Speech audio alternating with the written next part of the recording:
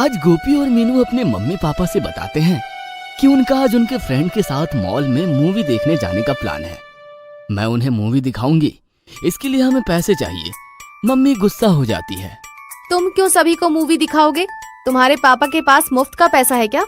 नहीं मम्मी, दीदी की फ्रेंड्स हमें नाश्ता करवाएंगी, बदले में दीदी उनको मूवी दिखाएंगी, बात सेम हो जाएगी। हाँ मम्मी, वैसे भी सब मुझे कंजूस कंजूस कहते हैं। ओके ओके, फ्रेंड्स ऐसे ही एंजॉय करते हैं। ये लो पैसे। गोपी मीनू मॉल में अपने दोस्तों से खुशी खुशी मिलते हैं। Hi hi. Hello hello. So let's go. जैसे कि डिसाइड हुआ था, पहले नाश्ता करते हैं फिर movie. Okay. Wow, what a burger. मेरी फ्रैंकी भी बहुत टेस्टी है। मेरा मोमोज तो देखो। मेरा पिज्जा भी चखो, एक पीस। वाओ। मीनू, तुम्हारी बारी है टिकट लेने की, याद है ना? हाँ हाँ। गोपी, तुम्हारा नाश्ता हो गया, ये बचा हुआ बर्गर खाते जाओ और हम सबकी 6 टिकट ले आओ। ओके। यूं गया और यूं लेकर आया। यहाँ गोपी टिकट विंडो पर पहुँचकर कहता है, अंकल 6 टिकट्स देना। 1800 रुपीज। हाँ हाँ, 2000 का नोट दे रहा हूँ। अरे, मेरा 2000 का नोट कहाँ गया? इस जेब में तो रखा था, शायद इस जेब में होगा। हाँ, इसमें भी नहीं है, तो कहाँ गया? कहीं गिर तो नहीं गया? अरे हाँ, याद आया, पापा ने पैसे दिए थे तब मैंने ब्लैक पैंट पहन रखी थी। आने के वक्त ये ब्लू पहन ली। पैसे ब्लैक वाली पैंट की जेब में ही रह गए। बाप रे, अब दीदी का क्या होगा? वो तो मुझे डांटेंगी। और वो चुपचाप वहाँ से वापस आकर कुछ दूर से मीनू को अपने पास आने का इशारा करता है। मीनू के आने पर जैसे वो उसे बताता है, मीनू भड़क जाती है। ओफो, ये क्या किया तुमने? अगर ऐसे ही करना था तो जब पापा ने पैसे दिए थे तभी मुझे दे देने चाहिए थे। मुझे क्या पता था दीदी ऐसा हो जाएगा। वैसे ही मेरी सारी फ्रेंड्स मुझे कंजूस कंजूस कहती थी। अब कोई बिलीव ही नहीं करेगा। सभी समझेंगे मुझे टिकट न निकालना पड़े, इसीलिए मैं बहाने कर रही हूँ। सॉरी दीदी। सॉरी से क्या होगा? जा, आज से तू मेरा भाई नहीं। रक्षाबंधन पर भी मैं तुझे राखी नहीं बांधूंगी।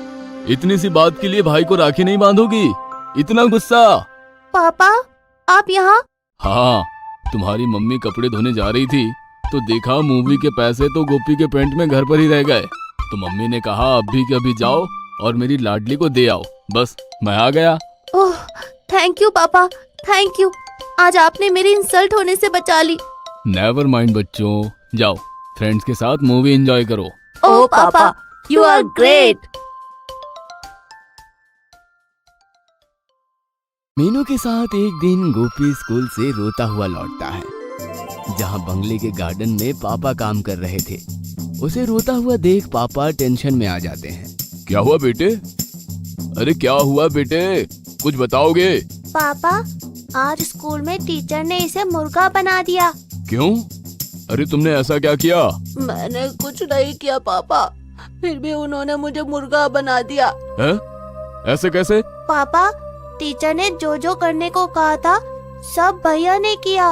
मैं समझा नहीं। मैं समझाता हूँ पापा। टीचर ने डिक्टेशन कंपटीशन के बारे में बताया। मेरी हैंडराइटिंग तो अच्छी है ही, मैं डिक्टेशन कंपटीशन की तैयारी में लग गया, तभी ड्राइंग कंपटीशन आ गया। ओह, फिर क्या, मेरा तो ड्राइंग देखा है आपने, कितना अच्छा है। सिर्फ नाक बनाने में थोड़ी तकलीफ होती है। मैं नाक बनाने की ड्राइंग प्रैक्टिस में लग गया, तभी रनिंग कंपटीशन आ गया। तो मैंने सोचा रनिंग की प्रैक्टिस करना बहुत आसान है, मैं उसकी तैयारी में लग गया। यहाँ तक कि मैं रनिंग करता हुआ स्कूल जाता, रनिंग करता हुआ स्कूल से घर आता। रिसेस में भी मैं रनिंग करते हुए सूसू करने जाता। इतनी प्रैक्टिस कर रहा था कि निशानेबाजी का कंपटीशन आ गया। ओह, यानी और एक कंपटीशन? हाँ पापा, और आपने तो देखा है, टेरिफिक निशाना लेते हुए मैं गिल्ली मारता हूँ। थोड़ी प्रैक्टिस करके मैं कंपटीशन जीत सकता था। मैंने उसकी प्रैक्टिस शुरू कर दी। Very good. फिर क्या, आज सारे कंपटीशन थे, सब में भैया का नाम था, पर भैया सब में हार गए। तो गुस्से में टीचर ने इन्हें मुर्गा बना दिया।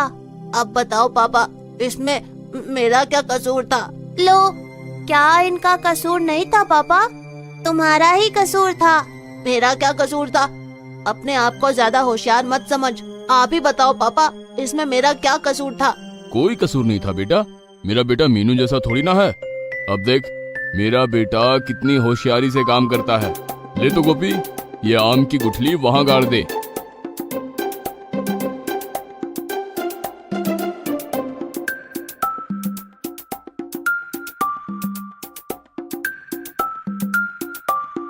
Very good. चलो अब फ्रेश होकर नाश्ता कर लेते हैं। तुम्हारी मम्मी ने बहुत ही अच्छी डिश बनाई है तुम्हारे पसंद की। और वे जाकर फ्रेश होकर डाइनिंग टेबल पर बैठकर भर पेट नाश्ता करते हैं। नाश्ता करने के बाद सभी उठते हैं तो पापा कहते हैं, गोपी बेटा, तुमने गार्डन में गुठली गाड़ी थी, जाओ देख कर आओ उसमें आम निकला या नहीं। पापा, इतनी जल्दी आम कहाँ से निकलेगा? अभी कुछ देर पहले ही तो हमने गुठली गाड़ी थी। ठीक है, तो थोड़ी देर और रुक कर देखा ना। और आधे घंटे बाद फिर पापा ने कहा, गोपी बेटा, अब तो काफी देर हो गई गुठली गाड़े, देखो आम निकला या नहीं। अब ये मत कहना अभी गाड़ा तभी गाड़ा। हाँ, गाड़ने को तो काफी देर हो गया है, जाओ देख कर आओ। सुनकर गोपी इरिटेट होकर पापा की ओर देखता है। जानता है कि आम नहीं निकला होगा, फिर भी बिना मूड के गार्डन तक जाता है। गुठली की जगह देखता है और वापस आता है तो पापा उसे देखते ही पूछते हैं, आम निकला? पापा, आप आम निकलने की बात कर रहे हैं? गुठली से तो अभी पौधा भी नहीं निकला। क्या बात कर रहे हो? लगता है कुछ गड़बड़ है। एक काम करो, उस गुठली को निकाल कर किसी और जगह गाड़ दो। पापा की बात सुनकर गोपी को गुस्सा बहुत आता है, पर वो कुछ कहता नहीं है। जाकर गुठली निकालता है और उसे कुछ दूरी पर गाड़ देता है। इस बात को अभी 2 घंटे ही होते हैं। वो टीवी देख रहा होता है। तभी पापा आते हुए कहते हैं, गोपी बेटा, जाओ देख कर आओ तो, इस बार उस गुठली में जरूर आम आ गए होंगे। फिर मैं तुम दोनों को मैंगो जूस बनाकर पिलाता हूँ। जाओ मीनू, तुम भी आम लेकर आने में गोपी की मदद करो। अरे यार पापा, अरे यहाँ तो गड्ढा खुदा हुआ है, गुठली कहाँ गई? अरे पापा ने यहाँ से गुठली निकाल कर वहाँ लगवा दी थी, जगह बदलवा दी थी। ओह, पर वहाँ भी तो गुठली से पौधा नहीं निकला है, आम कहाँ से ले जाएं? वही तो यार, एक तो स्कूल में टीचर ने मुर्गे बनाकर मूड खराब कर दिया था। यहाँ पापा भी मुझे बकरा बनाकर बार बार यहाँ फालतू में दौड़ा रहे हैं। अरे इतनी जल्दी कहीं पौधा उगता है क्या?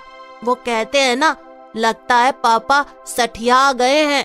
दोनों के वापस आते ही पापा पूछते हैं, अरे तुम दोनों खाली हाथ लौटे, आम कहाँ है? वहाँ आम तो दूर पापा, आम का पौधा तक नहीं निकला अभी। कमाल है, गुठली की जगह बदलने के बाद भी अभी तक आम का पौधा नहीं निकला। एक काम करते हैं, गुठली की जगह नहीं, इस बार गुठली ही बदलकर नई गुठली गाड़ देते हैं। फटाक से पौधा भी निकलेगा और आम भी होगा। ये सुनकर इस बार गोपी अपना आपा खो देता है। चिढ़कर गुस्से में कहता है, ओफो पापा, अब कैसी बात कर रहे हैं? इतने बड़े हो गए हैं फिर भी आपको ये पता नहीं है कि कोई भी बीज गुठली डालने के बाद उसमें पौधा फिर फल निकलने में टाइम लगता है। बार बार गुठली या जगह बदलने से नहीं, टाइम टू टाइम अच्छे से खाद पानी देते रहने से और इंतजार करने के बाद कहीं जाकर फल मिलता है। बेटे, यही तो मैं तुम्हें समझाना चाहता था। तुम कोई कंपटीशन की तैयारी शुरू करते हो, फिर तुरंत सोचते हो इसमें फायदा नहीं है, चलो दूसरे की तैयारी करते हैं। उसके कंपटीशन का इंतजार भी नहीं करते हो कि तीसरे की तैयारी करने लगते हो, जबकि तुम्हें चाहिए कि किसी एक पर मेहनत करके उसके कंपटीशन होने का इंतजार करो, फिर देखो कैसे उसमें सक्सेसफुल मिलता है या नहीं। अब बताओ, इसमें किसकी गलती थी, तुम्हारी या टीचर की? सॉरी पापा, मैं समझ गया, इसमें मेरी ही गलती थी। हम बच्चे हो या बड़े, उन्हें अपने काम पर पूरा फोकस होकर उसे टाइम देकर इंतजार करना चाहिए। हमें सफलता जरूर मिलती है।